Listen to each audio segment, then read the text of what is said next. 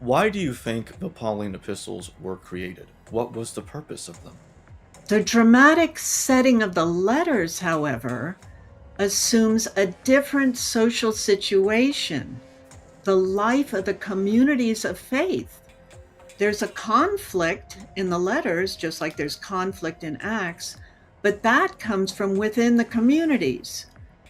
That type of conflict implies, I think, a certain degree of stabilization conceptually, a stabilization around the message. What's more plausible?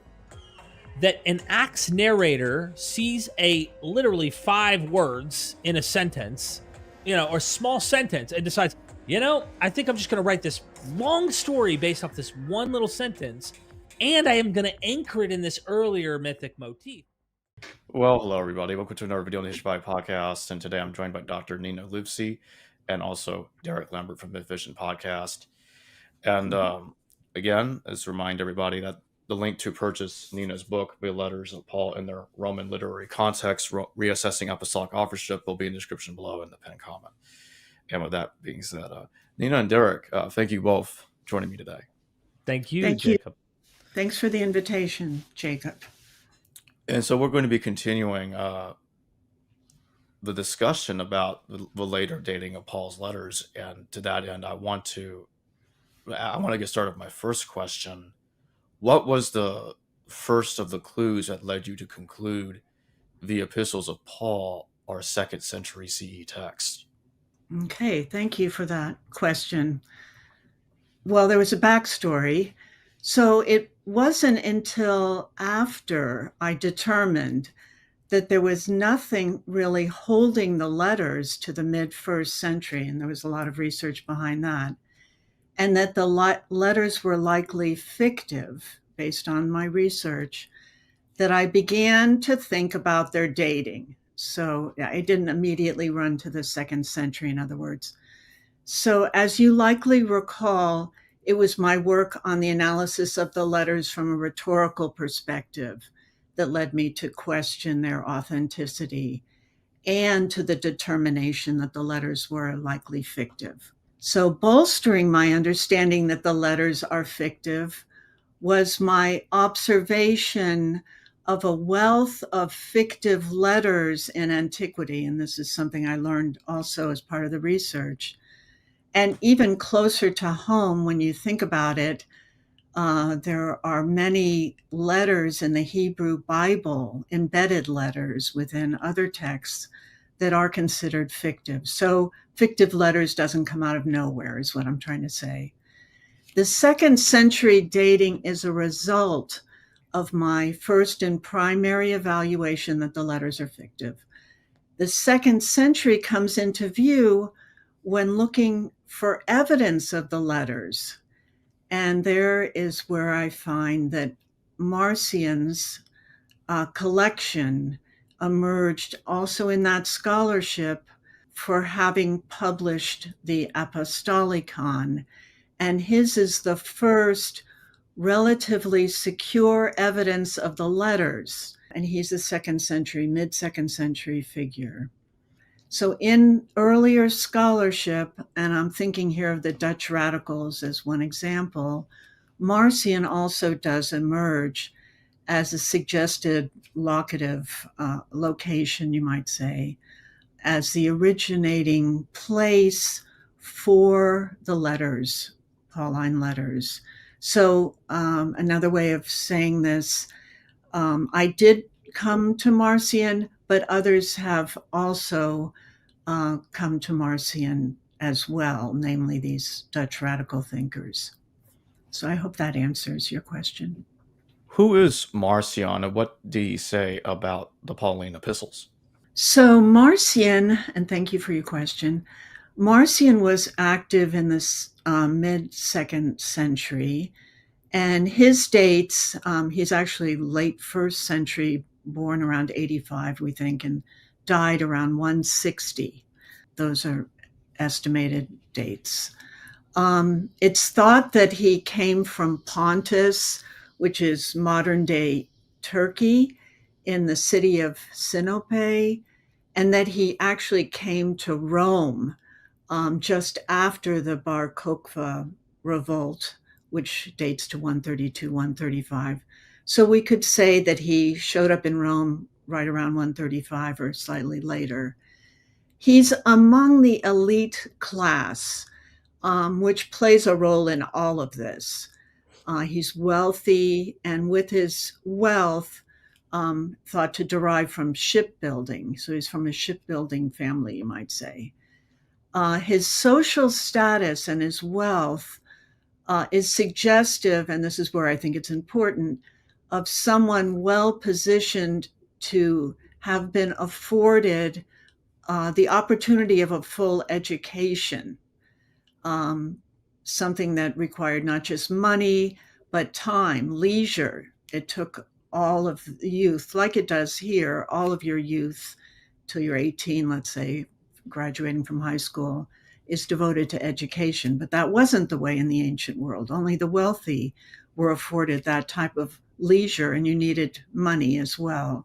He also had social connections. So even to have that education meant that he had certain high place social connections.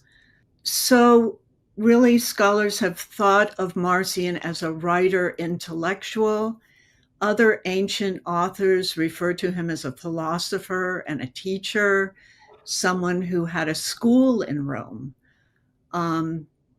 The least problematic, perhaps, of Marcion is that he is thought to have written a work on his own called the Antitheses. That's lost. We don't have it at all. But it was comprised, just as the word antithesis implies, these oppositional statements.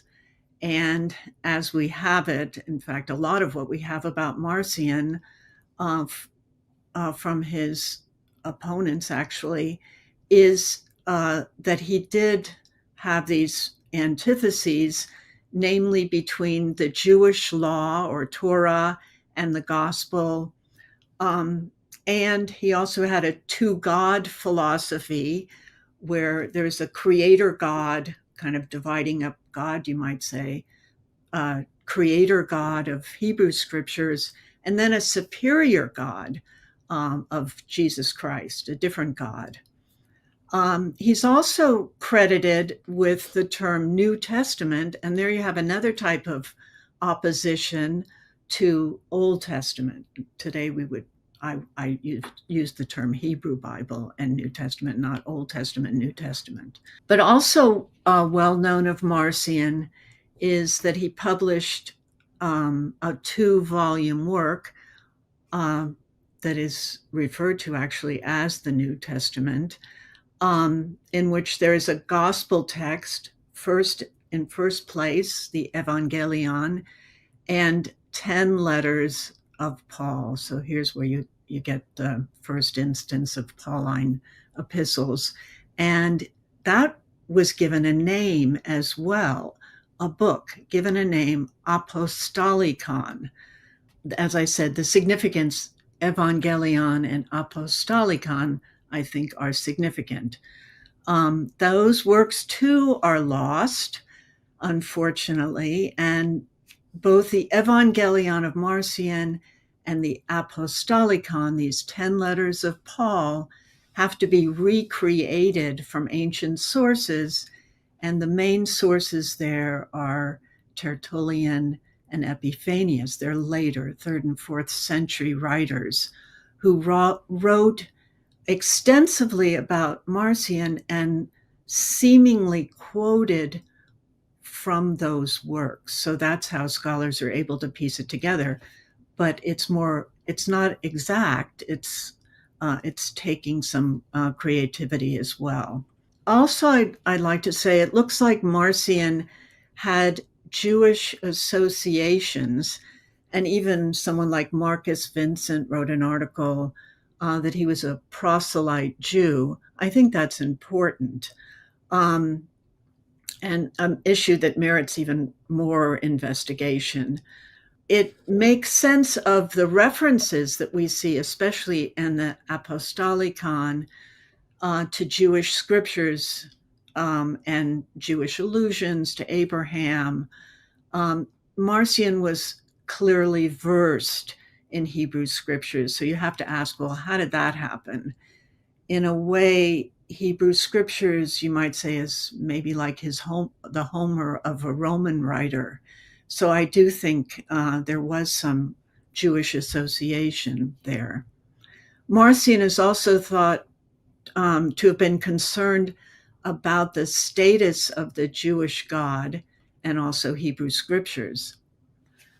The Apostolicon deals with the ongoing relevance of Jewish practices like circumcision for Gentiles specifically.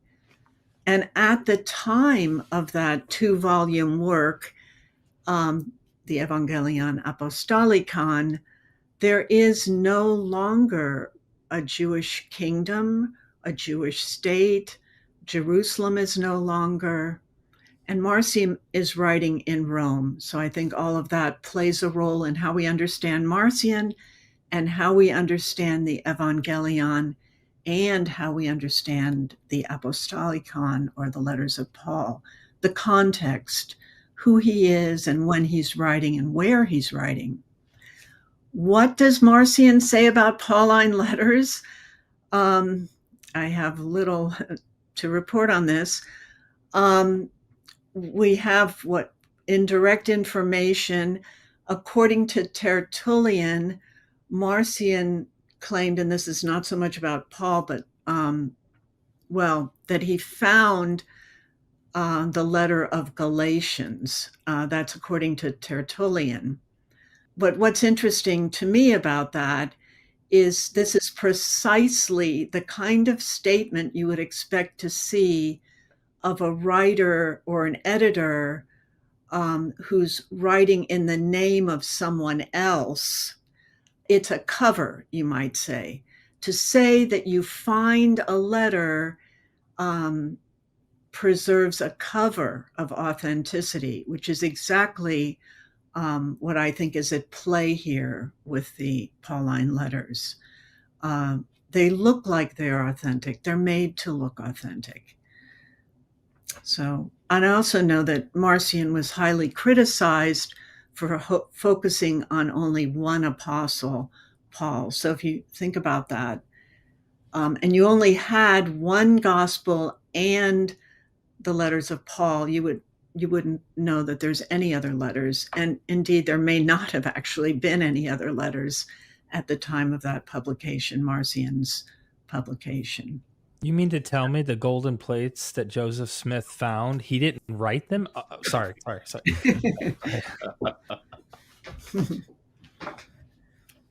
So I is hope an that answers. Yeah, I certainly thought it did. Both and your previous answers, but that is interesting, isn't it? The Tertullian saying that Marcion found Galatians. Yeah. That is interesting. Did the canonical Pauline epistles come before or after Marcion's edition? Thank you. This is an important question, and I know it's being debated now. I have adopted the view that the canonical epistles succeed or come later than the Marcionite collection, and that the authors of the canonical letters add information and even add additional letters. And maybe I can back this up a little bit. Do issues raised in the sources shed light on this question? The Marcion and canonical versions differ with regard to the character Timothy. In Acts, and I'm going to move to Acts here just momentarily, Paul is seen to circumcise Timothy, accommodating to Jews. Yet Titus, mentioned in Galatians, is not circumcised. In Acts, Timothy is a Jew-Gentile figure, like a liminal character, who accompanies Paul. The canonical Pauline letters then pick up on Timothy, as Paul's co-worker. He is also a co-sender of several canonical Pauline letters.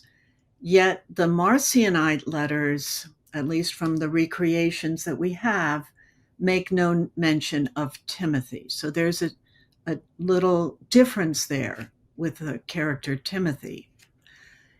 It looks like the canonical letters are being changed to be closer to Acts, whereas the Marcionite set of letters has an Apostle Paul who remains squarely and more firmly in disagreement with the Paul of Acts. Otherwise put, the Marcionite Apostle Paul has no need or interest in this liminal or transitional character, Timothy. It doesn't mention Timothy, it mentions Titus, right? For another, Marcion's letter to the Romans is shorter. It ends at at the end of chapter 14. It lacks the two final chapters that are in the canonical version. 15 and 16 are in canonical, but not the Marcionite version of Romans. I would say then that those two chapters are added, although modern and ancient sources, even Origen, claim that Marcion excised or deleted those last two chapters of Romans. Of course, that was kind of the party line already from all these polemicists, that Marcion was deleting material. It looks like Origen is just repeating the party line, you might say. We know, however, that other New Testament writings had additional endings added. And I'm thinking here of the Gospels of Mark and the Gospel of John, and that's been known in scholarship for a long time. So it was a common place to add. The reason given for those additions, and there's even been scholarship on why adding, a rationale given, it's to harmonize with other New Testament writings. And I think you could use that same rationale with a longer ending of Romans, that it's harmonizing, trying to bring everything together in a canon that is all supposed to look similar and work together. Characters are working together. So that's one way that I would say that the Marcionite version is shorter and it was earlier. So I came across, and this may be applicable as well, this reference in Irenaeus, and I was looking at it just recently, and it may respond to this question as well. And it's a passage I cite in the book. In the passage, Irenaeus is criticizing the centrality of Paul for Marcion. Remember, I said Marcion's criticized because he only wants to deal with one apostle, Paul, or one character, really, Paul, with the letters. And so I'll just read a couple of lines here. Let Paul himself refute those who assert that he alone had knowledge of the truth, Paul, inasmuch as the mystery was manifested to him by revelation. For he said, Paul said, that one and the same God who worked through Peter for the mission to the circumcised worked also through himself for the Gentiles. And there Irenaeus is quoting from Canonical Galatians 2:7-8. But what's interesting is when you look at the Marcionite recreated version of Galatians, that line about Peter is not there at all.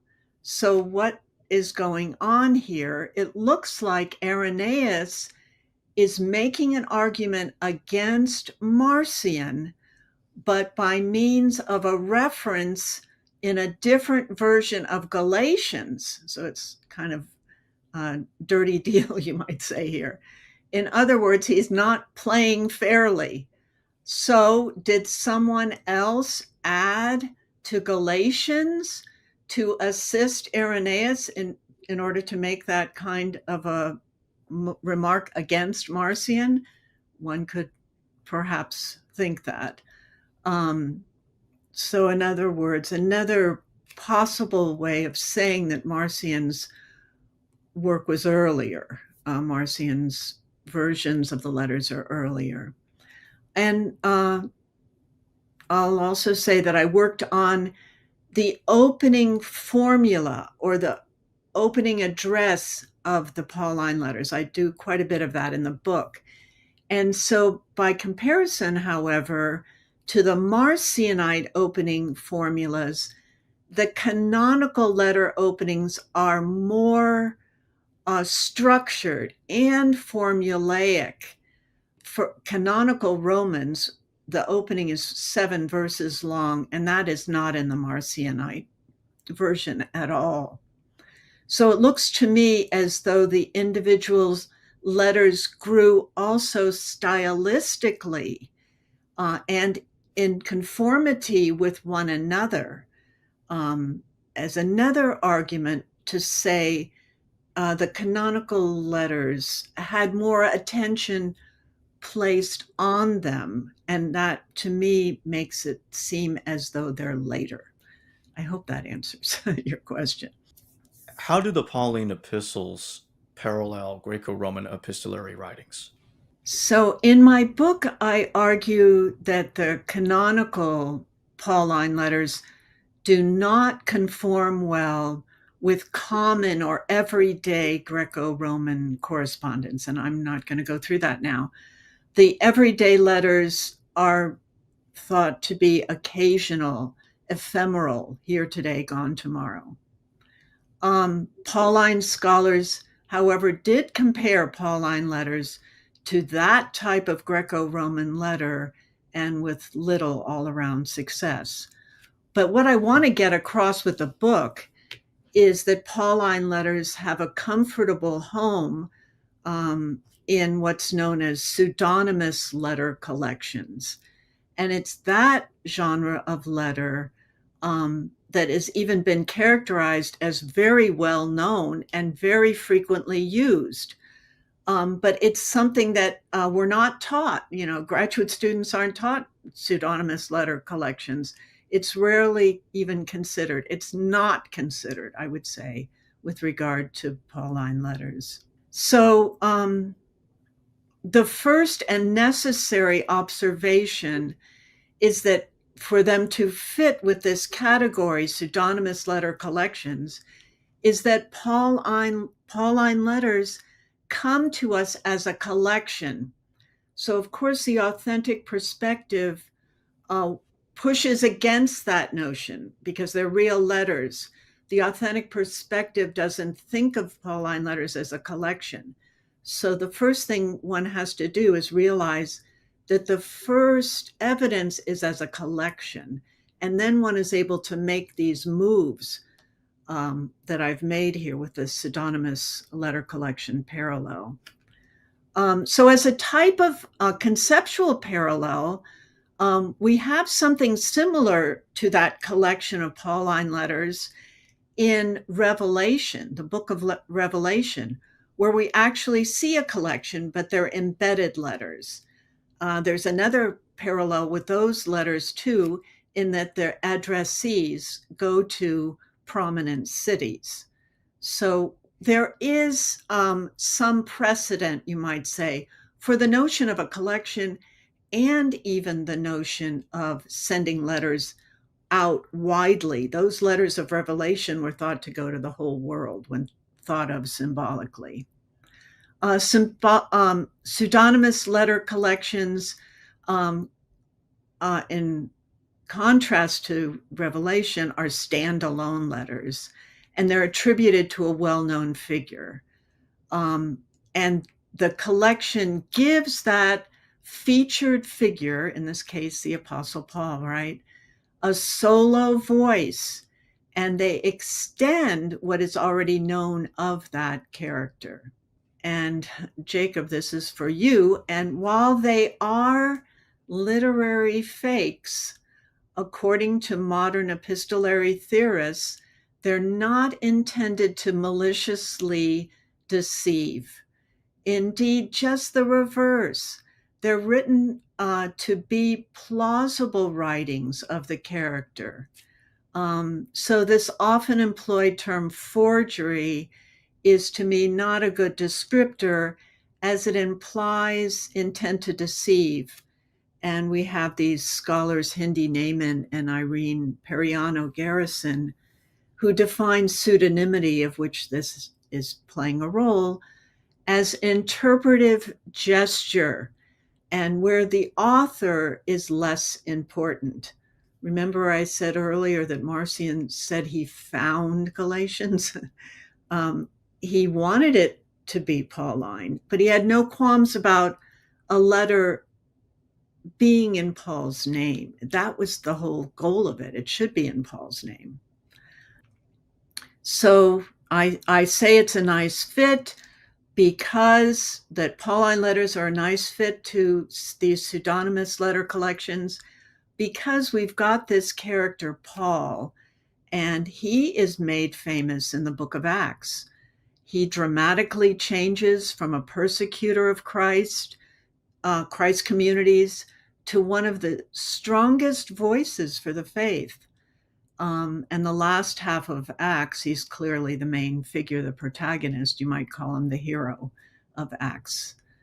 The letters, however, show a much more reasoned and reflective figure, and that's what these letters do.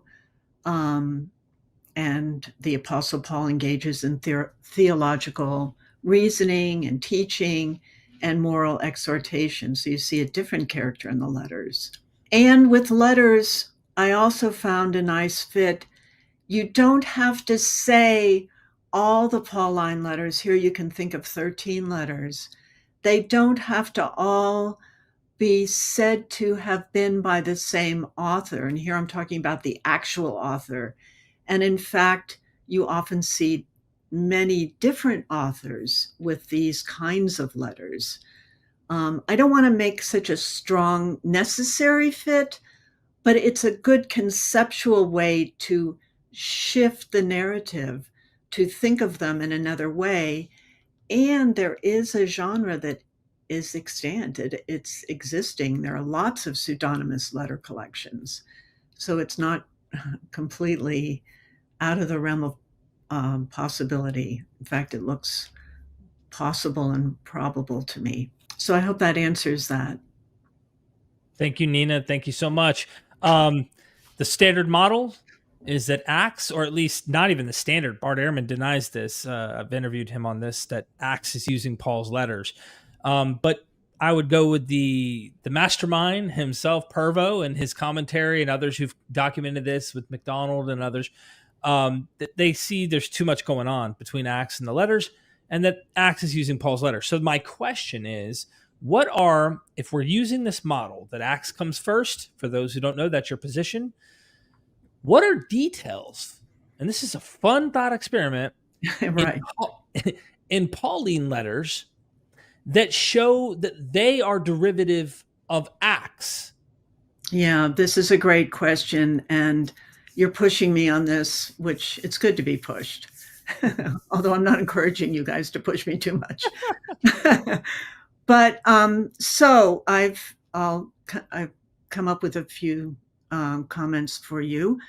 The first is, which I've already mentioned, the letters are ascribed to the Apostle Paul, and Paul is made known in Acts. So I could say that is number one. You need Acts before you can have the letters ascribed to that character. And there I'm following epistolary scholarship. But here's some more points I could contribute here. Acts deals with the lives of 12 apostles.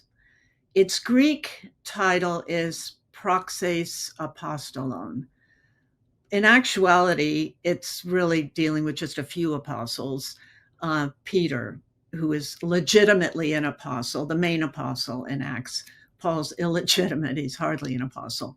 But it's largely about Peter. You see some with Philip and other characters, but not all 12 for sure. But for their part, the letters regard one apostle, barely identified as an apostle in Acts. In New Testament writings, the term apostle, well, given first a mention in the gospel texts, it receives much more attention, as you can imagine, in Acts, whose very title uses the word apostles. And if you do a search, you see the word apostles all over Acts. I mean, that's the main hit on that word for a search, okay?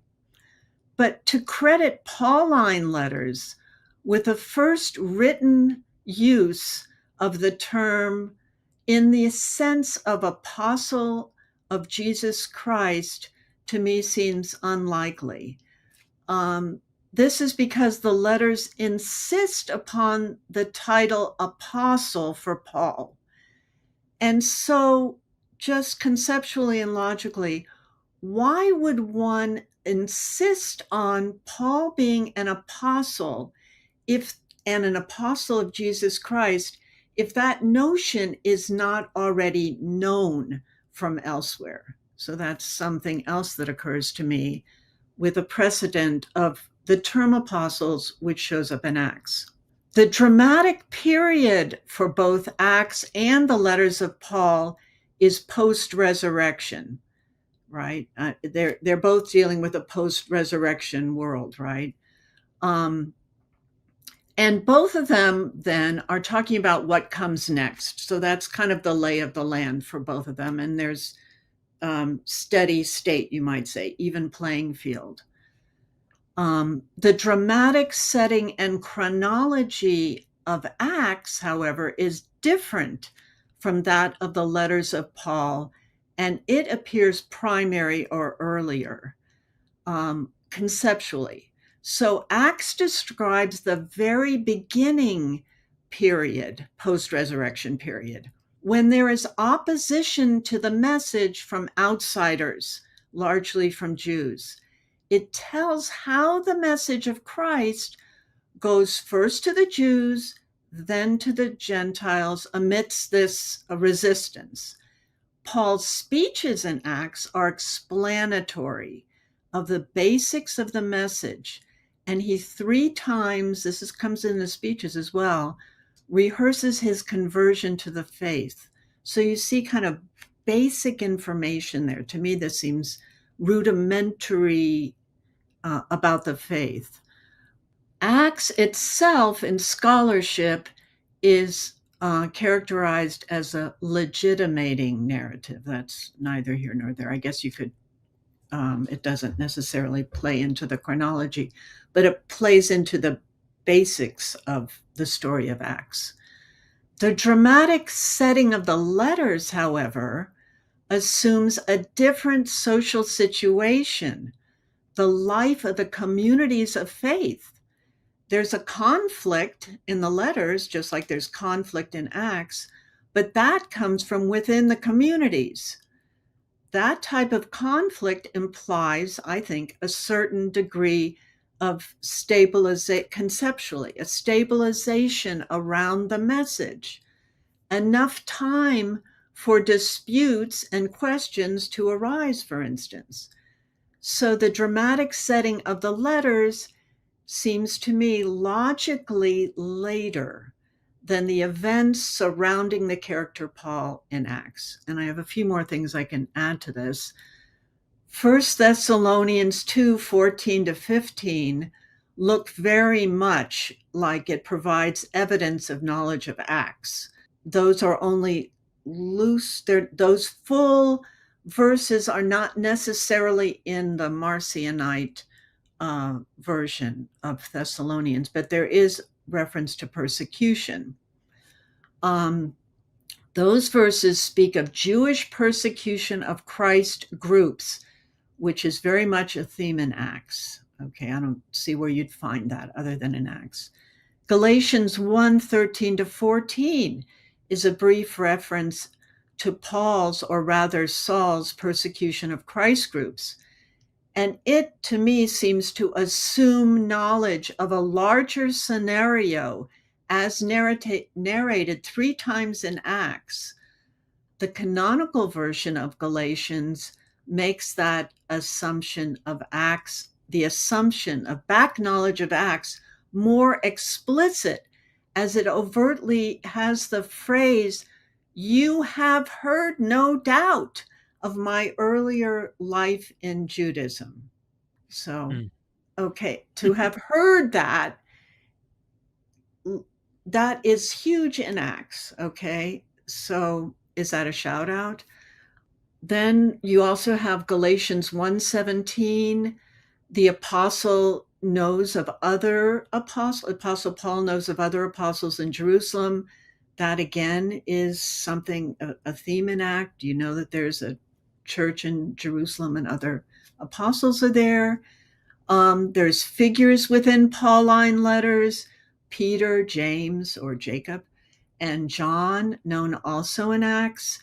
So one can ask the same question: how would the apostle Paul of the letters in the 50s, which is in the historical perspective on the letters, how would he have known those characters were it not for Acts or a gospel? The travel itinerary, this is my last comment here, the travel itinerary of the Paul in Acts matches the addressees named within Pauline letters. So which is the earliest reference? So using the example of Corinth, one can see that Acts 18, we see a typical Acts motif in which Paul goes first to the synagogue, and the Jews oppose him, and then he goes to the Gentiles. And there he's going to a house, and he stays in this house for 1.5 years teaching the word of God, but you don't get any information about what he's teaching. You don't get the content. You don't get anything. So we know, however, that there is a cell in Corinth, a Christ community in Corinth. And I think that's important as it set up. It's a good setup for the letters. The apostle has a relationship then to this Corinth.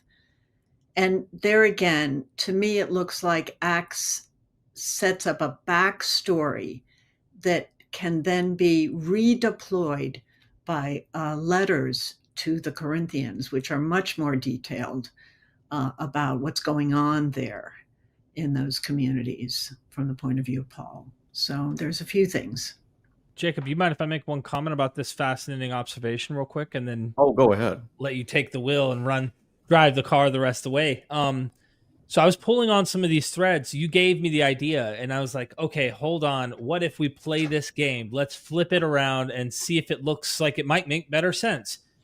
And I came across some writings for Mark Bilby wrote an article with Anna Lefterow, I'm not sure how to pronounce it, where he shows, I think definitively, building on prior scholarship, of course, but they went a little further, that the narrative of Paul, specifically that he gets at the Areopagus, is actually modeled off of Orestes and Iphigenia. And they're both on trial in Athens. The interesting part is there ends up being this almost riot where they're trying to capture them and, of course, kill them in the Acts narrative. And this is echoed in that earlier 500 year earlier, 500 to 600 year earlier play by Aeschylus and, of course, Euripides. And like details, like it becomes shocking how similar some of the motifs are, right? And I think that this might be a literary antecedent, right? So your idea came to my mind, and I said, hold on. If I can anchor that Acts is dependent on earlier mythic material, whether it be Jewish scripture, Greek play and tragedy, or Homeric epic, you name it, Virgil, any of this stuff as a template, which would then put it away from historicity, clearly. And then I can look at the letters, and I see commonality or continuity in some way, shape, or form. What's more plausible? That an Acts narrator sees a literally 5 words in a sentence, or small sentence, and decides, I think I'm just going to write this long story based off this one little sentence, and I am going to anchor it in this earlier mythic motif, or that they wrote a powerful story that is echoed, like you said, with nods from this later epistolary fiction we call Paul's letters, almost like they know. And I found an interesting one. There's many, but I won't go into all of them here. I'll do a video on this. Is I wrestled with beast at Ephesus. And scholars have scratched their head and said, hold on, he just drops this bomb and moves on? Like, who's these people? What happened? Well, you can go to Acts and you can read the story of the beast he wrestles in Ephesus. So it's not a definitive thing, but it's a great thought experiment. What if these are secondary? And if they are, can we take this outside of Acts and then apply this to the Gospels? And once we do that, we're in big trouble, because the rest of the world is like, they're all believing this chronology. Paul in the 50s, then you have the Gospels building off of that, and then they grant, okay, these other Pauline epistles that are fake know the Gospels and Acts. So they give like fake letters of Paul somewhat, but they can't shift their dominoes to make it fit, it seems. I don't know. Yeah, Acts is extremely interesting, how it's put together and all the allusions it's making. It's really fascinating, and I think it's very important to telling the story, right, of early Christianity. I mean, you have to think, where would you be without Acts? That so much of the conceptuality of early Christianity comes from Acts. Right, and I do think it's mythic. The whole thing is mythic. But it's very important for the tradition, extremely important. And as I said, I think it's how we get the Apostle Paul. So that's the big shift that I make. That's how we get Paul. It may solve the silence in Paul. We've always asked about, why is he not talking about Jesus' life? Why is he not narrating this? He doesn't need to. And so I personally think I get why positions like Richard Carrier come up and are trying to make sense of this absence of awareness of narrations and quotes of the Lord. It isn't necessary. The goal, and you already know this stuff.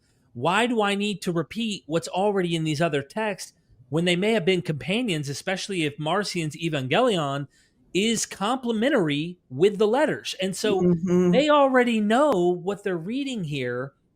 Just a thought experiment. So right. Sorry for jumping in again, Jacob. No, interesting. No problem at all.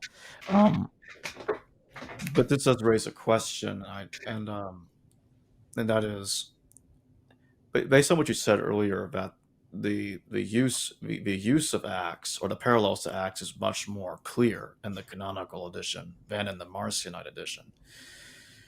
Do you think that Acts is situated between the Marcionite edition and the Canonical edition? I think it could be. I think that there is a lot of going back and forth there, and that Acts itself was being changed too. I mean, that could also be happening. As I said, this harmonization, when you get to the actual canonicity or canonical versions, things are moving around. So I do see where Acts played a role in the canonical versions, but I also see where the letters are pulling from Acts. Marcionite letters are pulling from Acts. That's, I guess, another reason why I think this Acts is very central. And it would make sense if you're trying to tell a cohesive story. You don't want to come up with brand new characters. You want to use a character that's already known, famous character. For instance, we have letters of Peter, right? A known character. So there was something about writing in the name of Paul, because he's already there. He's an important person. So I don't know if that has answered your question. a roundabout way, perhaps, Jacob. I thought you did. Do the Pauline texts provide internal clues that they were written much later in time than generally believed? Thank you. So if we consider that the letters follow on Acts, and Acts is a 2nd century text, then yes, the letters themselves are later. As mentioned in the letters, Paul's an apostle, and this concept must have been developed before it could be used and have any kind of resonance in the letters. So there is something else, that notion of apostle. The letters also know of Christ resurrected, and they even know that a resurrection happened after 3 days. Okay. That information is known in a gospel text. Now, what I'm saying is perhaps controversial to a historical perspective. But if we're thinking this is literature, okay, then that 3 days is there already in a gospel text. And it's given a life there, right? A story, what happens in those 3 days. The letters pick up on it. Repeating some of what I said, Paul's knowledge of figures, such as Peter, James, and John, those are mentioned in the Marcionite material, Marcionite letters of Paul. They also derive, so I think that's anachronistic as well, from either a gospel or Acts. And in the book, I don't mention a lot of that stuff in the book that I just mentioned to you here. In the book, I talk about another issue, and I try to place it socially in a 2nd century context, and that's the issue of circumcision. That's chapter 4. I go into that in considerable detail. So in the letters, there's arguments, and perhaps the canonical, I'll grant this, have more sophisticated arguments against circumcision than the Marcionites, but certainly they're there in the Marcionites. That issue of the non-necessity of circumcision is there in the Marcionites. That issue doesn't appear, I argue in the book, until these arguments against circumcision don't appear until the 2nd century. And we see that in things like Justin Martyr's dialogue with Trypho and the Epistle of Barnabas. So that the way circumcision is being discussed, to me, is a signal of a 2nd century situation. It reflects a socio-political situation around the events of Bar Kokhba. And we also know that there was Roman legislation at that time, which may have even precipitated the war against what they call genital mutilation, but it was thought to also apply to circumcision. All of these issues are hot topics, you might say, at that time. And then going back to what I said earlier about Marcion is writing from Rome under Roman rule, and there is no more Judea. That's gone. So circumcision is already problematic, you might say. The Jewishness of it has become problematic, especially among Romans, right? So that's another way in which I say that those letters fit nicely in a 2nd century context. If I may, Jacob, you brought this to my attention, just a cool comment in the thought process that we've been thinking in here, Nina. Jacob was one of the ones who really made me, I knew about this in the past, but he nails me on this all the time. He'll hammer it, right? And when you hear it repeated, it makes you think. And that is 1 Thessalonians 2, verse 16, right? We always emphasize this point in this verse that says, the wrath of God has come upon them at last, right? Who's it talking about? The Jews. What's odd, in my opinion, is really that's like the icing on the cake of, I think, nodding to recognition of the temple, and or at least even Bar Kokhba, you could say. I mean, it could be the combination of both, but is in their effort to keep us from speaking to the Gentiles so that they may be saved. The Acts narrative is all about this. In this way, and it's not just in Acts, you kind of get this at least hinted at maybe in the Gospel of John, even though like Matthew's mission's mainly toward the Jews, there is a lot of Gentile kind of nods throughout these Gospels, but Acts really narrates it, right? So speaking to the Gentiles so that they may be saved, in this way, they always heap up their sins to the limit. The wrath of God has come upon them at last. I think this is a nod at how Acts narrates this, but Jacob made this point, and I thought, man, so we have two models that usually work in their minds. Well, they added this verse, this little insertion. Mm-hmm. But the rest of it, we can anchor that. And I thought to myself, sure, interpolations happen. And yeah, but what's probably happening here is, why not the easier, smoother, seemingly less ad hoc position? Exactly. And that is just, they're written later. It's there. Yeah, it's already there. There's and that sounds so much like Justin Martyr. You deserve what's coming to you. That's Justin Martyr talking to Jews. Yeah. What happened? You deserve this. It's really strong. This suffering that you have. Yeah. There's a verse in 1 Corinthians I've also pointed out for several years that in which it is being said, let's not worship God in buildings that are subject to the flames. That is some very strange talk for somebody supposedly writing before 70 AD. Mm-hmm. Yeah. That's weird. Mm-hmm. That's why I definitely, I'm of the mindset that the letters are after 70 AD. It makes more sense to me. Mm-hmm. Well, that's great. Are Paul and his opponents in the epistles all fictional characters? Well, I do see the letters as fictive, and the situations posited there also as fictive. But his opponents is an interesting one.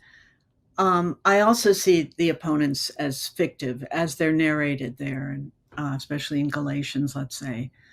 But it could point to actual opposition that's on the ground there.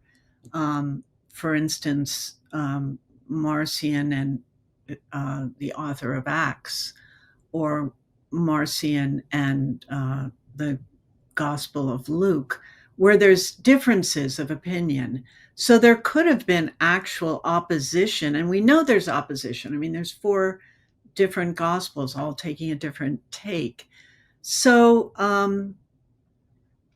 the opposition could be relying on something that is on the ground, but in terms of, is it actual within the letters? I don't think so. I think it's for rhetorical effect, that opposition. Why do you think the Pauline epistles were created? What was the purpose of them? So the letters permit the development of doctrine or teachings and moral exhortation from an authoritative figure of the faith, rendered seemingly in his own voice. So one sentence. Okay, and that is how we really understand the letters. It's funny, but I don't know that with that I'm saying anything extraordinary, other than to say, as you know, that I don't think they're real letters, but that it is to promote doctrine and teachings. And that's what they've done, right? They have been the source of the teachings. So I see a parallel reason even for other New Testament letters, for Peter and John and James and Jude or Judas. And we come to it secondarily. We're reading over the shoulder these letters. And to do that is interesting because it's seductive to read over the shoulder information that's not to you, but it's for somebody else.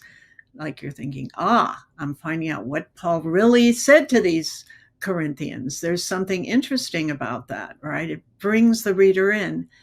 And as one person, and he may have been hearing one of my earlier podcasts with you, Jacob, wrote to me afterwards with a whole write-up of how letters function. And he put it this way: a letter invites the reader into a vicarious experience, drawing her or him into a relationship that's already in progress. I thought that was kind of interesting. And it answers the question, why use a letter? Why make a letter? Why not just have the treatises of the Apostle Paul, right?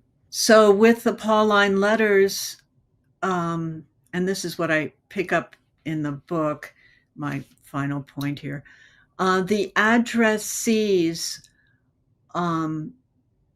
are communities of faith established in prominent ancient cities and regions.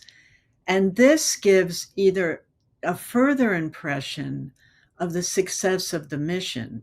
Acts does that as well and says how many believers after, Peter made a speech and, thousands of people believed. You see that motif happening in Acts, but with letters going to prominent regions and many prominent regions, you also get that concept of the success of the mission and how widespread it is. So a letter allows that too, because it's seemingly going out, right?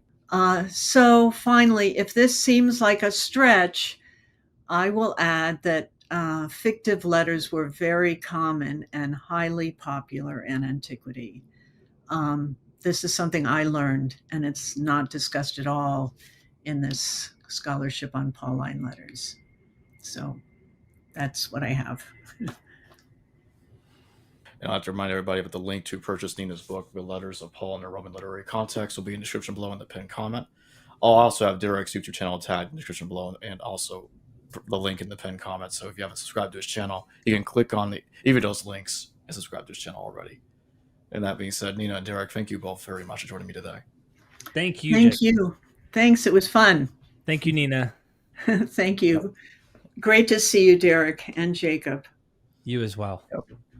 Yeah, thank you. And this was fun. Yep. All right, everybody. I'll see y'all later.